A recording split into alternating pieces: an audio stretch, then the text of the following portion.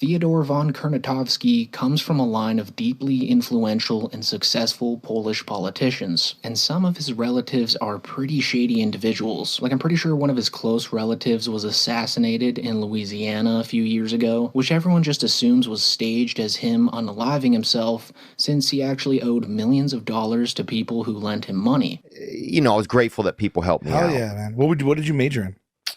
I don't remember. Urban planning. Speaking of Theo Von, he now might just be the biggest political puppet in the Rogan sphere, larger than, dare I say it, Papa Toe. And man, do I have a lot of stuff to say about this guy. Also, one of the biggest dummies or on-screen dummies, or portrays himself as being a dummy. You had the wherewithal back then to be like, I want to get into some urban planning? Urban planning, dude. Where are you going to put that mailbox, huh, son? And he's got higher numbers than, I think, Bad Friends and Andrew Schultz, right? So his audience is a real big influence in the election if they do go out and vote for him, right? Just round it all up by saying that he is much worse than you think he is, and he's just hiding behind his stage act, which is him just improving as this curious hillbilly from Louisiana who says random things. In reality, guys, Theodore von Kernatowski comes from a line of deeply influential and successful Polish politicians, and some of his relatives are pretty shady individuals. Like, I'm pretty sure one of his close relatives was assassinated in Louisiana a few years ago, which everyone just assumes was staged as him unaliving himself,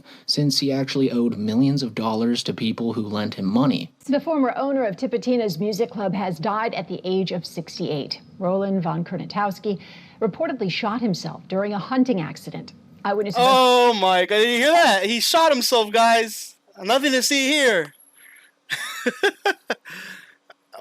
You know, I have not heard about this ever. I never heard about Theo Von's father, you know, getting shot by his dog or something. Like, that's one of the, I mean, that's actually a real thing, but. It sounded like one of those goofy headlines. It couldn't possibly be real, but it was. Les Trent on the tragic freak accident in which a man was killed when a dog stepped on a loaded rifle. That's crazy. I've never heard about, you know, Theo Von's dad and the aspects of his influence, right? Investigator David Hammer recently reported on allegations he took millions of dollars from investors. Von Kernatowski was primarily a real estate developer building widely praised projects like the Orpheum Theater. But in the last 2 years, Von Kernatowski's financial life was unraveling. He split with partner Eric George, bounced checks to performers, and was sued by investors who gave him millions of dollars for treasury bonds, only to learn the money was tied up in his real estate projects. And this year, the FBI began questioning the investors about where the money went. And so I have a lot to say about Theo Von, because I think that he tries his very hardest to stay away from any criticism. Like, the reason you never see P Cringe, Too Lazy to Try, Comedy Enforcement, or anyone in this category make a video about him is because he has the strictest copyright butts out of all of the comedians we cover. I mean, that is true. Like, whenever I had a chance to make a video about Theo, like, you have to really do some magic on his clips to get that shit passed through, because like you know, they always be saying like freedom of speech and, you know, blah blah blah, and this guy, one of the most blatant habitual line steppers there are, and he hates criticism, and it's annoying, bro. It's annoying because this guy, he makes himself seem stupid, but he really knows what's happening sometimes, right? And he hates that there might be some stuff that come out about him, and he doesn't want the heat, because look at like the numbers that he makes.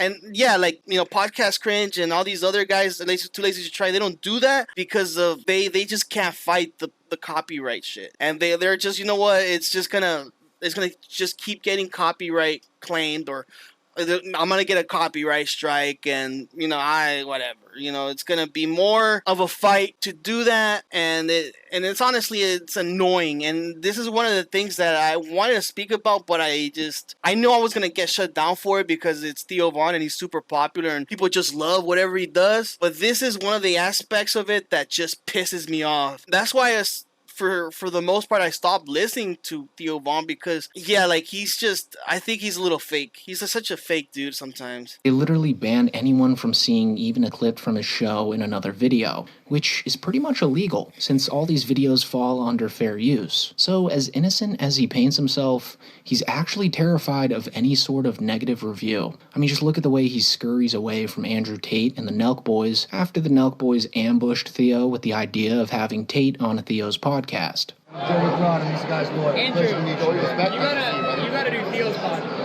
Yeah, we should talk. I hadn't even thought about it. That would be fucking amazing.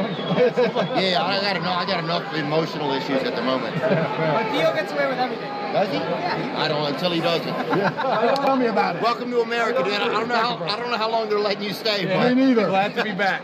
And so, as shitty as it was to ambush Theo with someone as controversial as Andrew Tate, him scurrying away is very telling of how he's so protective of his image.